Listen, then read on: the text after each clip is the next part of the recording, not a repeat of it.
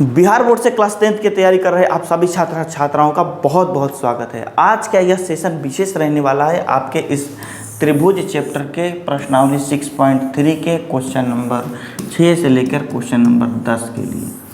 यहाँ पे आज के इस वीडियो में हम क्वेश्चन नंबर 6 से क्वेश्चन नंबर 10 के सभी सवालों को प्रॉपर तरीके से करेंगे, बेसिक कंसेप्ट के साथ और प्रॉपर एनालिसिस के साथ आपको समझाएंगे। खूब बढ़िया से समझ में आपको आएगा। इस पूरे वीडियो को देखिएगा और साथ साथ शेयर भी कर दीजिएगा मेरे भाई। इसके पहले का ये पार्ट 2 है। अब पार्ट 1 वाला वीडियो आपको कहाँ मिलेगा? या तो हमारे डिस्क्रिप्शन में मिल जाएगा, या फिर आपको यहाँ लिंक पर मिल जाएगा, या फिर आप प्लेलिस्ट में जाकर हमारे चैनल पर देख सकते हैं। तो पार्ट 1 जब देखिएगा तो पार्ट 1 में आपको क्वेश्चन नंबर 1 से लेकर क्वेश्चन नंबर 5 तक के सभी प्रश्न मिलेंगे और पूरे बेसिक चीज़ों को भी उस वहाँ पे बताया गया था। सर्वांग क्षमता की जो कसौटियाँ होती हैं जो इस चैप्टर में ज़रूरी है उनको भी बताया गया था। तो आप जाकर पहले इसे देखें, फिर यहाँ के सवालों को सॉल्व करें। ठीक है, तो चलते हैं, आगे बढ़ते हैं। और पढ़ाई के साथ साथ जीवन में मोटिवेशन बड़ा ज़रूरी है। प्रतिदिन अपने आप को मोटिवेट करते रहिए। तो आपको मोटिवेट करने के लिए ये चंद लाइनें यहाँ पर लिखी हुई हैं, पढ़िएगा। जो आपका कार्य के प्रति समर्पण ही आपकी सफलता निश्चित करता है मेरे भाई। बिल्कुल, यदि आप अभी क्लास 10th की तैयारी कर रहे हैं और आप अपने पढ़ाई के प्रति समर्पित नहीं हैं, अपने पढ़ने के प्रति समर्पित नहीं हैं, तो ये मान लीजिए कि आपका वो रिजल्ट नहीं आएगा जो रिजल्ट आप चाहते हैं। आप चाहते हैं कि आपका अच्छा रिजल्ट आए तो आपको समर्पण देना होगा। तो समर्पण जब अपना समर्पण जब आप पूरा खुद समर्पित होइएगा तब आपकी सफलता निश्चित होगी और गारंटी आपको कोई पीछे हरा नहीं सकता, आपसे आगे कोई निकल नहीं सकता है। बस ये समर्पण आपका होना चाहिए। हमने पिछले क्लास में जब आपको 6.3 का जो, एक सेकंड रुक जाइएगा, 6.3 का जब फर्स्ट डे का हम क्लास कर रहे थे,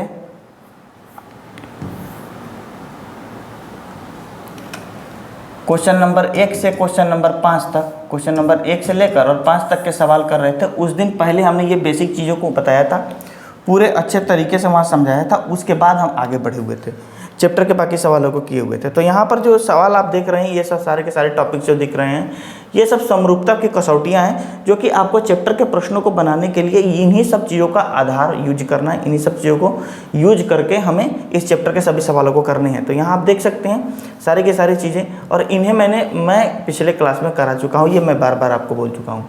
अब आइए क्वेश्चन नंबर, यहाँ पर आते हैं क्वेश्चन नंबर 6 पे, जहाँ से आज का क्लास आपका शुरू होता है। तो यहाँ पर सवाल कह रहा है कि आकृति 6.37 में यदि त्रिभुज ABE सर्वांगसम है। मेरे भाई ये जो आप चित्र देख रहे हैं ना, ये साइन होता है सर्वांगसम का। किसका होता है? सर्वांगसम का। यानी सर्वांगसमता का समझ लीजिए, इंग्लिश में कॉन्ग्रुएंसी बोलते हैं इसको। ठीक है, और यहाँ पर जब केवल ऐसा साइन दिखेगा आपको, इस तरीके का साइन, तो इसका मतलब होता है समरूपता, यानी सिमिलैरिटी। क्लियर? तो इस तरीके से चीज़ें होती हैं। कॉन्ग्रुएंसी और सिमिलैरिटी का ये दोनों क्या होता है? ये साइन होता है। तो चलते हैं, आगे बढ़ते हैं, सवाल को समझते हैं। तो इस सवाल में कहा गया है कि ये त्रिभुज ABE, कौन सा त्रिभुज? AB और E, ये वाला त्रिभुज। उसके बाद कह रहा है और त्रिभुज AC और D, ये वाला त्रिभुज जो आपको दिख रहा है। तो ये दोनों त्रिभुज क्या है? सर्वांगसम है। और फिर कह रहा है कि तब आप बताइए कि त्रिभुज ADE समरूप है ABC के, यानी ये ADE इस ABC के समरूप है, ये कह रहा है आपको बताने के लिए। तो उम्मीद है सवाल आप बड़ा अच्छा तरीके से समझ जाएंगे। अब इसका हल देखिए कितना मज़ेदार है। तो जब इसका हल करेंगे मेरे भाई, तो हल करने के समय जब देखेंगे तो यहाँ पर ABE ये तो सर्वांगसम है, ये तो हमने देख लिया। तो जब सर्वांगसम है तो यहाँ पर हम आपको थोड़ा सा क्लियर करते हैं इसे।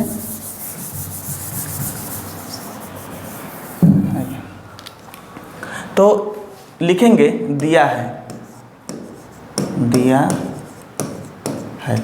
क्या दिया है? तो त्रिभुज ABE सर्वांगसम है त्रिभुज ACD के, ये चीज़ दिया हुआ है। तो त्रिभुज, अब इन दोनों त्रिभुज को हमको क्या करना है? समरूप सिद्ध करना है। तो हम लिखेंगे त्रिभुज ADE तथा त्रिभुज ABC में। अब त्रिभुज ADE इस त्रिभुज में, ठीक है, और फिर इस बड़े वाले त्रिभुज में इन दोनों त्रिभुजों को हमको देखते चलना है। ध्यान से देखिएगा, तो ये ए वाला जो है इन दोनों त्रिभुजों में कॉमन है, तो हम यहाँ लिखेंगे एंगल ए बराबर एंगल ए। तो एंगल ए क्यों होगा? क्योंकि यह उभयनिष्ठ है, दोनों में कॉमन है, ठीक है, इसलिए क्या होगा, यह ए बराबर ए होगा। फिर जब ये सर्वांशम है, ये दो त्रिभुज सर्वांशम है, ये वाला और ये वाला सर्वांशम है, तो इस तरीके से ये और ये दोनों तो बराबर हो जाएंगे, ए डी बराबर ए ई। तो लिखेंगे ए डी बराबर ए ई। तो ए डी बराबर मेरे भाई हमको ए ई मिल गया। तथा यहाँ एक और चीज़ है, जब ये दोनों बराबर हैं तो जाहिर सी बात है ए बी बराबर ए सी भी होगा, ए बी बराबर ए सी भी होगा, क्योंकि ये वाला त्रिभुज और ये वाला त्रिभुज ये दोनों सर्वांशम है, तो ये और ये दोनों इसमें आ रहा है, तो लिखेंगे ए बी बराबर ए सी, ए बी बराबर ये ए सी। क्लियर? तो इस तरीके से हमें दो साइड मिल गए और एक एंगल, तो हम कह सकते हैं एस ए एस, यानी साइड एंगल साइड के समरूपता कसौटी से, समरूपता कसौटी से त्रिभुज ए डी ई समरूप त्रिभुज ए बी सी, और ये आपका हो गया प्रूफ।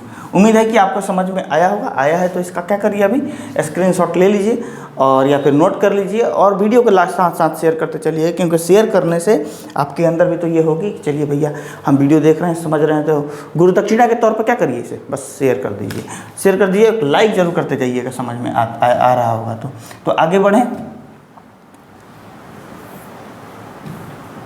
आइए यहाँ पर, अब यहाँ हमें 4 चीज़ें सिद्ध करनी है मेरे भाई। कितनी चीज़ सिद्ध करनी है? 4।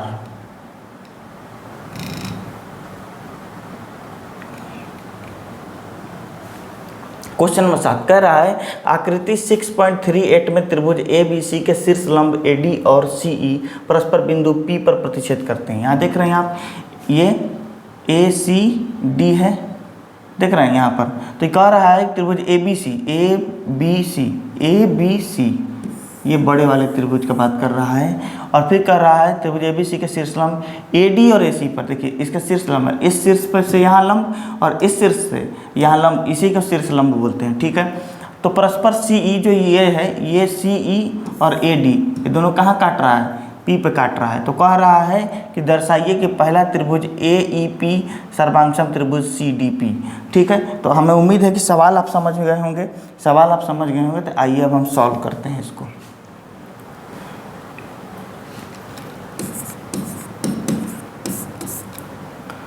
यहाँ समझ लीजिए, पहला कह रहा है कि ए ई पी समरूप है त्रिभुज ए सी डी पी के, तो ए ई पी किधर है? ए ई पी, ये रहा ए ई पी, ये त्रिभुज किसके समरूप है? तो सी डी पी के, C D P, A E P C D P, A E P C D P, ये ठीक है। तो ए ई पी और सी डी पी को हम क्या कर रहे हैं? समरूप प्रूफ कर रहे हैं। देखिएगा, लिखेंगे त्रिभुज ए ई पी तथा त्रिभुज सी डी पी में एंगल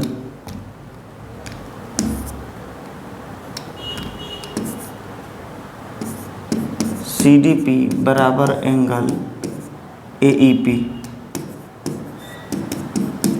सी डी पी बराबर एंगल ए ई पी। क्यों? क्योंकि दोनों 90 डिग्री है। कितना है? दोनों बराबर 90 डिग्री, दोनों 90 डिग्री है। अब ध्यान से देखिएगा, ये वाला एंगल इस वाले एंगल के बराबर होगा, C P D A P E. तो लिखेंगे तथा एंगल सी पी डी बराबर ए पी ई। क्यों? क्योंकि दोनों जो हैं एक दूसरे के सम्मुख कोण है। क्या है? सम्मुख कोण है या शीर्षाभिमुख कोण है। क्या है? इसको लिखिए शीर्षाभिमुख कोण, शीर्षाभिमुख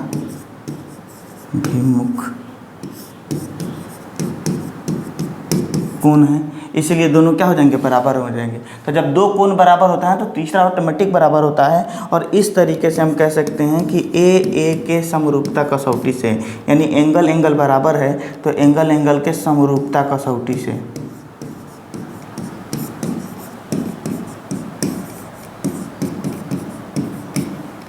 से त्रिभुज AEP समरूप त्रिभुज CDP। ये प्रूफ हो गया पहला नंबर। ठीक है, अब चलते हैं दूसरे नंबर की तरफ। तो उम्मीद है यहाँ तक बातें समझ में आ गई होगी। दूसरा नंबर सवाल क्या कह रहा है कि ABD, क्या ABD ये त्रिभुज समरूप है CBE के,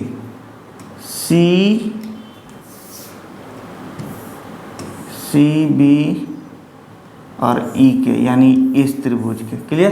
तो ये वाला त्रिभुज है, यानी ये वाला त्रिभुज इस वाले त्रिभुज के क्या है, सर्वांशम है।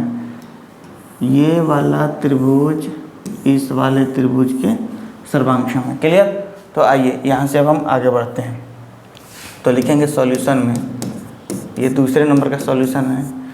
लिखेंगे कि त्रिभुज ABD तथा त्रिभुज CBE में, जब आप ऐसा लिख देंगे CBE में, तो ABD और CE में,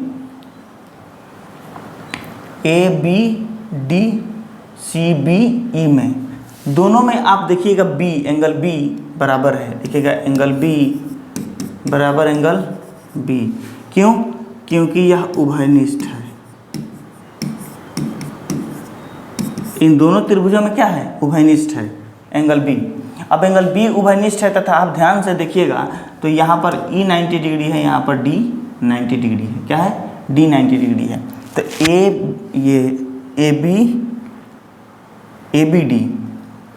AB इस D त्रिभुज में ये एंगल D 90 डिग्री है। और फिर कहता है कि ABE में CB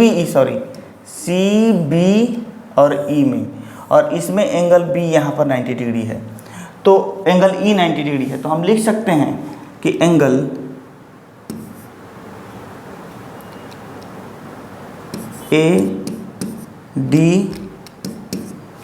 ADB बराबर एंगल, जब ADB है तो यहाँ पर E है। क्या है, E है। तो लिखेंगे AEB,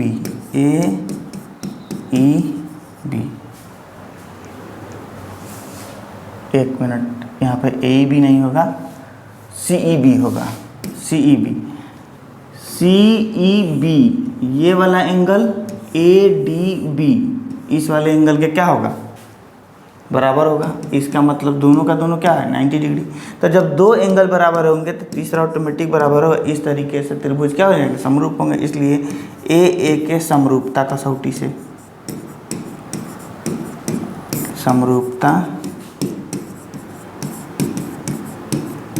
जब AA का समरूपता कसौटी से क्या कर लिखेंगे, तब लिखेंगे त्रिभुज ABD समरूप त्रिभुज CBE। और ये हो गया प्रूफ। ये हो गया क्वेश्चन नंबर इसका दूसरा। उम्मीद है ये भी समझ में आ रहा होगा। आ रहा है तो लाइक सब्सक्राइब करते चलिएगा चैनल को। नए हैं तो लाइक सब्सक्राइब कर दीजिएगा और वीडियो शेयर करिएगा और लिखते चलिए, नोट बनाते चलिएगा। आगे बढ़ते हैं। आगे क्या पढ़ना है, यहीं पे 3 और 4 ये 2 सवाल हैं मेरे भाई। 3 और 4 आप खुद भी कर सकते हैं। आइए हम करा ही देते हैं यहाँ पर 3 और 4 को। देखिए क्वेश्चन नंबर 3 कहता है AEP समरूप है त्रिभुज ADB के, इसको प्रूफ करना है। तो सॉल्व करेंगे। अब आइए पहले त्रिभुज देख लेते हैं। कह रहा है त्रिभुज AEP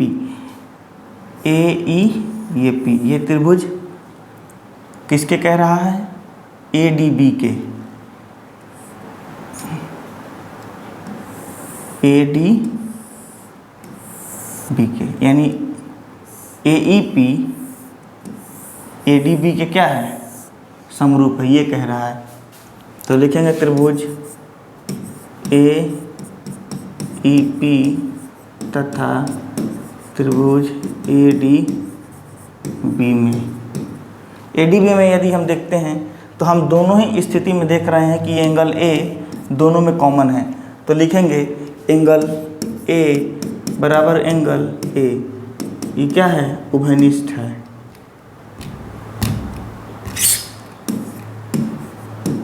उभयनिष्ठ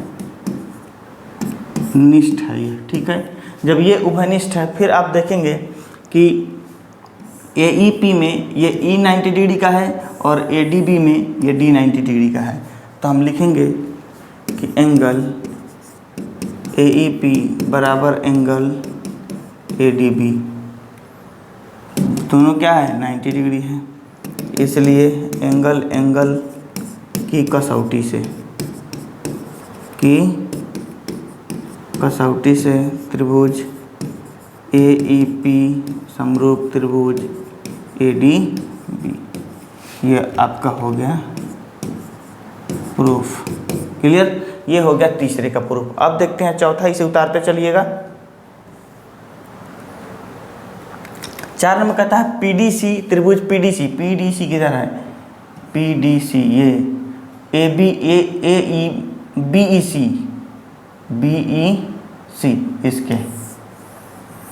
इसके बराबर है, ठीक है, इसको देखना है।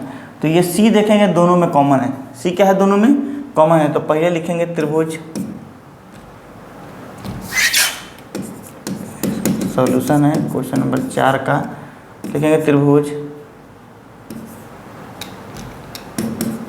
पीडीसी तथा त्रिभुज बीईसी में।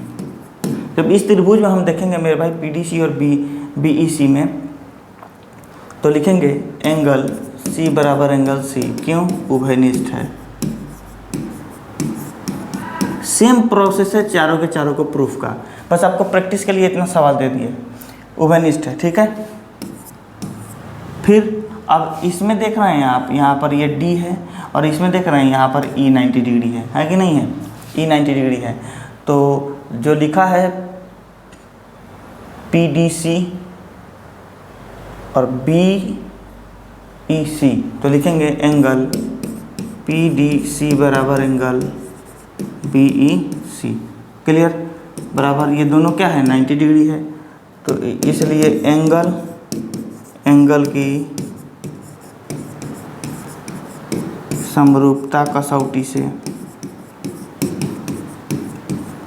कसौटी से क्या हो जाएगा, त्रिभुज पीडीसी समरूप त्रिभुज बीईसी, ये हो गया प्रूफ। उम्मीद है कि यहाँ तक ये क्वेश्चन नंबर 7 के तो ये चारों सवाल है, ये पूरा समझ में आया होगा, क्योंकि इस सब का सारा में सारा ए का कसौटी है। किसका है, ए, यानी एंगल का कसौटी है। यदि 2 एंगल बराबर है तो तीसरा ही बराबर होगा, और तीसरा बराबर होगा तो इस तरीके से आप सभी सवालों को कर पाएँ। अभी चलते हैं अब इसके आगे, यानी क्वेश्चन नंबर 7 के बाद क्वेश्चन नंबर 8 पर।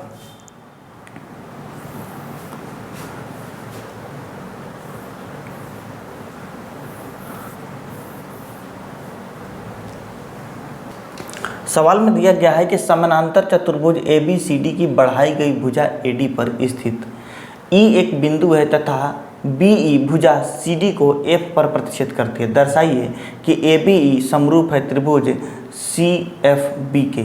आइए एक चित्र बनाते हैं।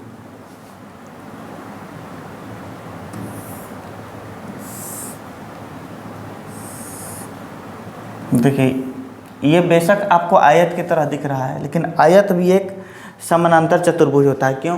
क्योंकि इसके आमने सामने की भुजाएं क्या होती हैं, समानांतर होती हैं। आप इसको तिरछा भी बना सकते हैं, उससे कोई दिक्कत नहीं है। यानी समानांतर चतुर्भुज यदि आप इस तरीके से सोच रहे होंगे तो इस तरीके से भी बना सकते हैं, इसमें कोई डाउट नहीं है।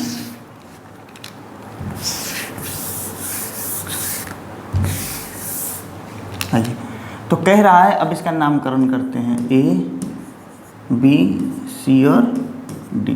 ठीक है, ये हो गया।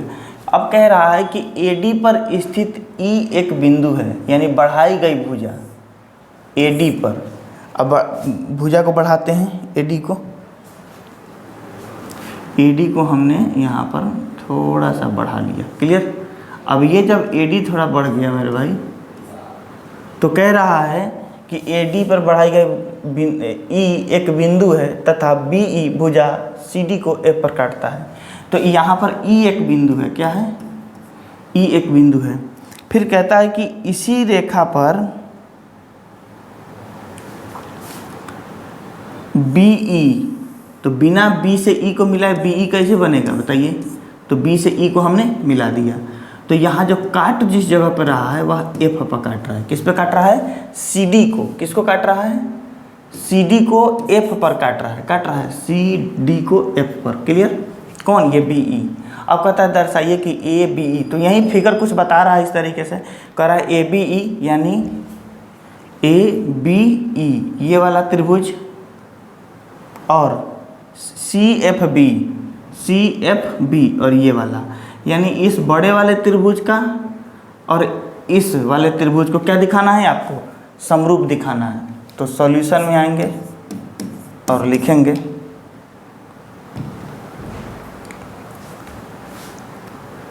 त्रिभुज ए बी ई, अब जिन्हें समरूप करना है वही लिख लेंगे, तथा त्रिभुज सी एफ बी में, सी एफ बी में। इन दोनों त्रिभुज में मेरे भाई आइएगा तो आप देखिएगा, खूब अच्छा समझ लीजिएगा। देखिए यहाँ पर जो है ये इसमें, इस त्रिभुज में और इस वाले त्रिभुज में ये वाला कोण और ये वाला कोण, ये दोनों कोण बराबर होगा। क्यों बराबर होगा, क्योंकि ये दोनों कोण इसलिए बराबर होगा,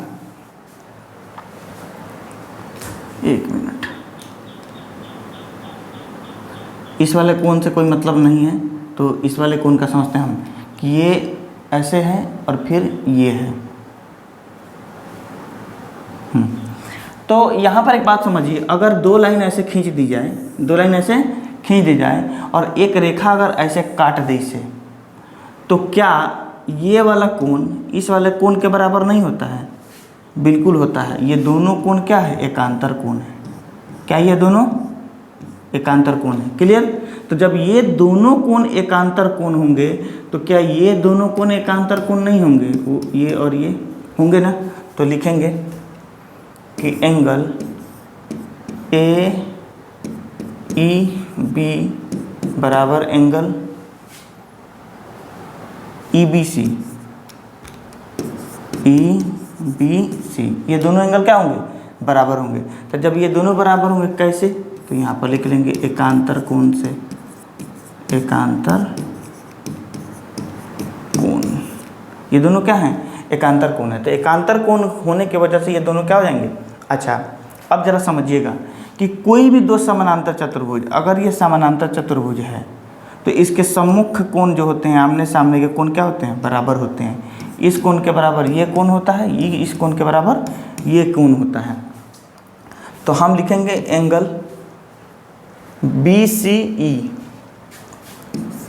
सी ई बराबर एंगल, सॉरी बी ए ई ना होगा, बी सी ई लिख रहे हैं, बी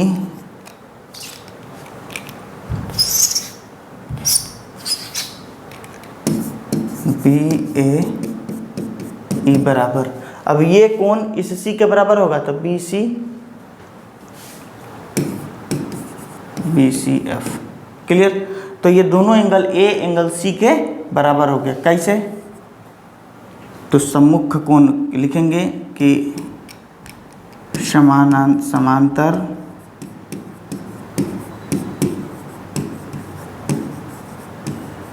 चतुर्भुज के सम्मुख कोण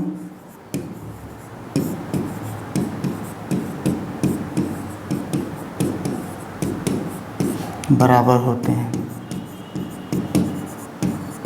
क्लियर। जब इतना बात हो गया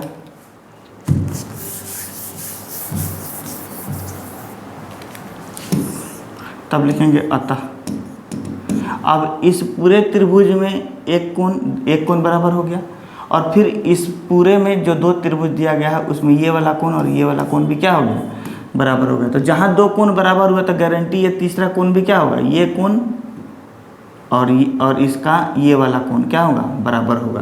क्लियर। तो आइए अब यहाँ पर लिख लेते हैं, अतः ए की कसौटी से, ए की कसौटी से, ए की क्या समरूपता कसौटी से।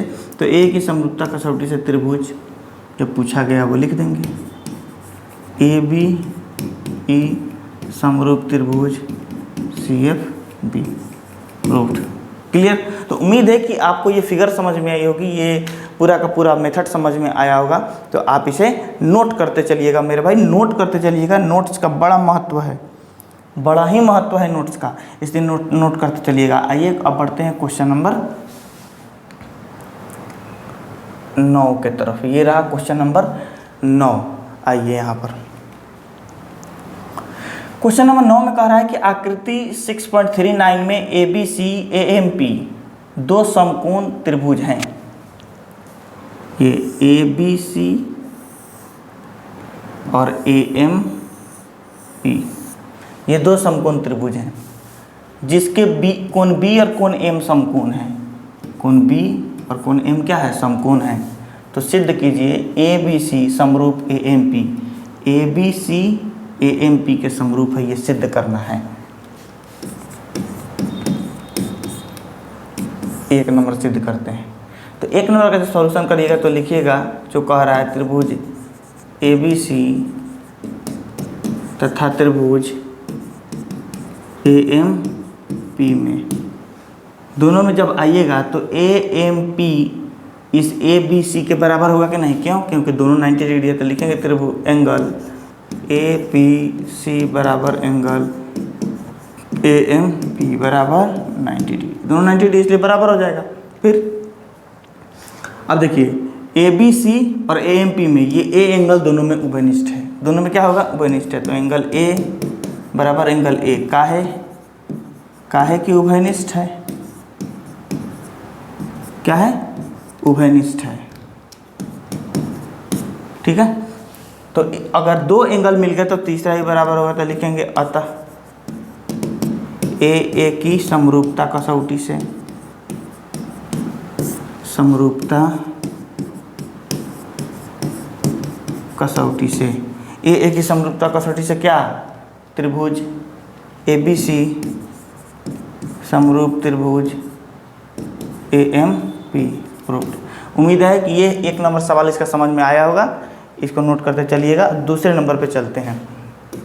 दूसरा नंबर सवाल कहता है कि CA बटा PA और BC बटा MP, जब दोनों मेरे भाई जब समरूप हैं तो ये CA हो गया, ये बेस है, तो ये बटा क्या होगा, CA बटा ये PA होगा कि नहीं होगा, ये दोनों का बेस है। दोनों जब सिमिलर हैं, बात को समझिएगा, सीधी सी बात है। जब 1 नंबर में हमने देख लिया कि ये दोनों सिमिलर हैं, तो हम यहाँ पर लिखेंगे 1 नंबर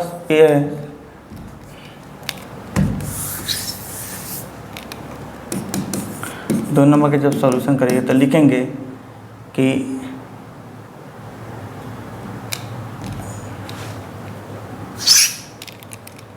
जो पीछे हमने अभी आपको प्रूफ करके दिया है, उस पूरे प्रोसेस को लिखना है। हम लिख देते हैं एक बार, और लिखेंगे त्रिभुज ABC तथा त्रिभुज AMP में, जब दोनों त्रिभुज में आएंगे तो एंगल ABC बराबर एंगल AMP काहे कि दोनों 90 डिग्री है, अभी आपको करके दिया। फिर एंगल A बराबर एंगल A काहे कि ये उभयनिष्ठ होगा, तो जब उभयनिष्ठ होगा अतः त्रिभुज ABC, यहाँ लिखेंगे अतः A की समरूपता कसौटी से, A की समरूपता कसौटी से लिखेंगे त्रिभुज ABC समरूप त्रिभुज AMP। ये हो गया यहाँ तक। अतः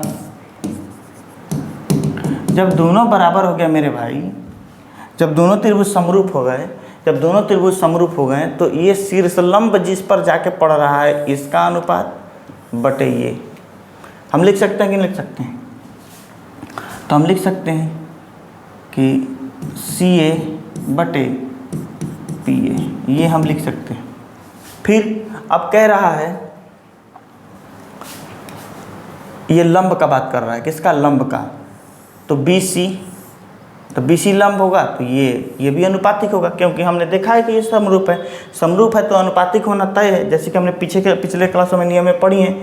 तो BC बटा MT, और इस तरीके से ये क्या हो गया? प्रूव्ड हो गया। तो उम्मीद है कि आपको ये चीज़ें समझ में आई होंगी 9 नंबर तक, और 9 नंबर की समझ में आई हैं तो इसे आप नोट कर लीजिए। बड़ा ही मज़ेदार सवाल सब है, और आपके बेसिक कंसेप्ट को क्लियर करते हुए आपने यदि पीछे का वीडियो देखा है तो आपको बहुत मज़ा आ रहा होगा, नहीं देखा है तो आप चीज़ों को नोट करते चलिए और फिर जाकर पीछे के देख लीजिएगा उन्हें। ये है क्वेश्चन नंबर 10। सवाल में है कि CD और GH क्रमशः एंगल ACB और एंगल EFG के ऐसे समद्विभाजक हैं कि बिंदु D और H क्रमशः ABC और FEG की भुजाएं AB और FE पर स्थित हैं। यदि त्रिभुज ABC समरूप है त्रिभुज FEG के, तो बताना है कि ये तीनों को कैसे हम दर्शा सकते हैं। तो पहले 2 त्रिभुज हम बना लेते हैं।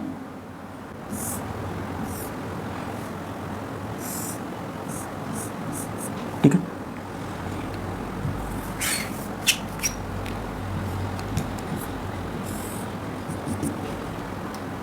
ABC, ठीक है, कह रहा है कि C का समद्विभाजक है, इतना समद्विभाजक है ACB का समद्विभाजक है, जो कि बिंदु D और H पर क्रमशः ABC, ये बिंदु D है, और एक और त्रिभुज बनेगा। कुछ इसी तरीके से एक और त्रिभुज बना लेते हैं। ठीक है, और इसका नाम कह रहा है F, E और G है, EFEG है। यहाँ पर भी एक ऐसा एक रेखा खींचता है जो कि समद्विभाजक है। क्या है? इसका समद्विभाजक है। जब इस कोण यानी G का EGF का समद्विभाजक होगा किस पर? तो H हो गया। कुछ इस प्रकार से फिगर आपको 2 बनाने पड़ेंगे इसको बनाने के लिए। क्लियर? तो यहाँ पर जब देखिएगा, सॉल्यूशन करिएगा मेरे भाई। तो कह रहा है पहला में प्रूफ क्या करना है कि CD बटा GH, CD बटा GH बराबर AC बटा FG, AC बटा FG, ये प्रूफ करना है आपको। ठीक है, तो लिखेंगे, चूँकि दिया है त्रिभुज ABC समरूप त्रिभुज FEG, ये दिया हुआ है। इसका मतलब है कि इसका एंगल A इसके एंगल E से बराबर है, एंगल A बराबर एंगल इस F के, एंगल A इस F के, चूँकि लिखने के तरीके से पता चलेगा FA के बराबर है। ठीक है, फिर एंगल C एंगल G के बराबर है, एंगल C बराबर एंगल G। उसके बाद अब जो बच गया एंगल B एंगल E के बराबर है, तथा एंगल B बराबर एंगल E। क्लियर? इतना हुआ। तो एंगल B बराबर एंगल E, यानी एंगल A एंगल F के बराबर है, इसके बराबर है ये। ठीक है, इसके बराबर ये है और इसके बराबर ये है। क्लियर? कुछ इस तरीके से। तो जब बराबर है तो कह ये रहा है इन तीनों के बराबर होने पर हमें क्या करना है कि ACB, तो ये C जो है वह G के बराबर है। C क्या है? G के बराबर है। अतः हम ये लिख सकते हैं 1/2 एंगल C बराबर 1/2 एंगल G। ये लिखने में कोई दिक्कत है? कोई दिक्कत नहीं। यानी ACD FGH के बराबर होगा। किसके? तो हम लिख सकते हैं एंगल ACD बराबर एंगल FGH एच।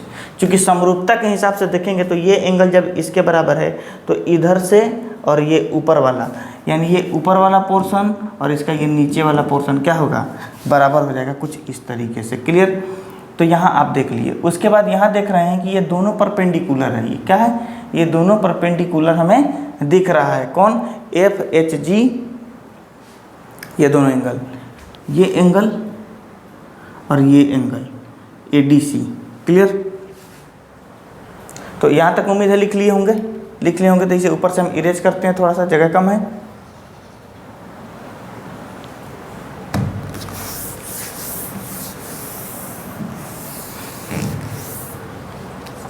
आइए, तो यहाँ पर हमने ए सी डी बराबर एफ जी एच, एक एंगल बराबर हो गया। दूसरा इसमें यानी इस ट्रायंगल में और इस ट्रायंगल में ये एच यानी F H G angle A D C बराबर एंगल एफ एच जी। तो इस तरीके से हमारे पास दो एंगल बराबर हो गए। कितने एंगल, दो एंगल बराबर हो। तो लिखेंगे अतः ए की कसौटी से त्रिभुज ए सी डी समरूप त्रिभुज एफ जी एच, ये हो गया, ये समरूप हो गया। अब जब ये समरूप हो गया मेरे भाई, तो आप आराम से डी सी बटा एच जी लिख सकते हैं, या सी डी, तो इसलिए सी डी बटा जी एच, यानी ये वाला ट्रायंगल और ये वाला ट्रायंगल क्या हो गया, समरूप हो गया। तो आप इसको इससे आप अनुपातिक कर सकते हैं और ए सी को आप एफ जी से अनुपातिक कर सकते हैं, ए सी बटा एफ जी। और इस तरीके से पहला नंबर सवाल का आंसर क्या हो गया, प्रूफ हो गया। इसे आप नोट करते चलिएगा। अब चूँकि यहाँ पर आप देख रहे हैं, पूछ रहा है कि D C A H G E F के बराबर है। डी सी ए इस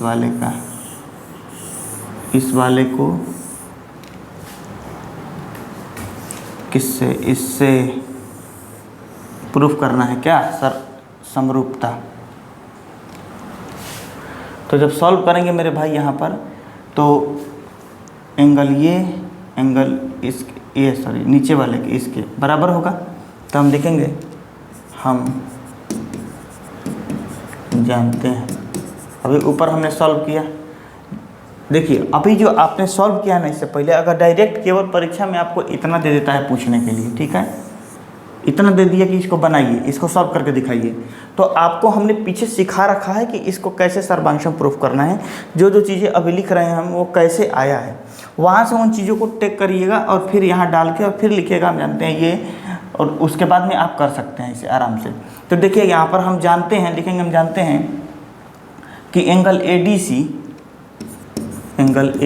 डी सी बराबर एंगल एफ एच जी तथा एंगल ए सी डी बराबर एंगल एफ जी एच, ये दोनों हम जानते हैं। अतः एंगल की समरूपता कसौटी से त्रिभुज डी सी ए सर्वांगसम त्रिभुज एच जी एफ, और ये रहा प्रूफ। तो यहाँ मेरे भाई आपने देखा क्वेश्चन नंबर 6 से लेकर क्वेश्चन नंबर 10 तक के सभी सवालों को पूरा प्रॉपर तरीका से किया गया है और प्रॉपर एनालिसिस करते हुए बेसिक कंसेप्ट को बताया है हमने। और भी ज़्यादा बेसिक कंसेप्ट को समझना चाहते हैं तो पिछला वीडियो तो देखना ही देखना है, और आगे भी हमसे जुड़े रहने के लिए चैनल को जरूर सब्सक्राइब कर लीजिएगा मेरे भाई। और हमेशा मुस्कुराते रहना है और मुस्कुरा कर पढ़ते रहना है, ठीक है। पढ़ते वक्त थोड़ा सीरियस रहा करिए, और जितना समय पढ़ रहे हैं उतना समय सीरियस होकर पढ़ लीजिए, बाकी का समय आप जो करिए, ठीक है। तो मिलते हैं फिर इसके आगे, यानी इस चैप्टर में 16 सवाल हैं, तो अगले क्लास में 11 से 16 तक के सभी प्रश्नों को हम करेंगे। और ये 3 पार्ट में इस वीडियो को हमने मतलब कि इस वीडियो को हम कर लेंगे। तो मिलते हैं आपसे अगले वीडियो में। तब तक आप अपनी पढ़ाई को बनाए रखिए, अपने आसपास सफाई बनाए रखिए, बड़े बुजुर्गों का आदर करिए। मिलते हैं अगले वीडियो में। वंदे मातरम।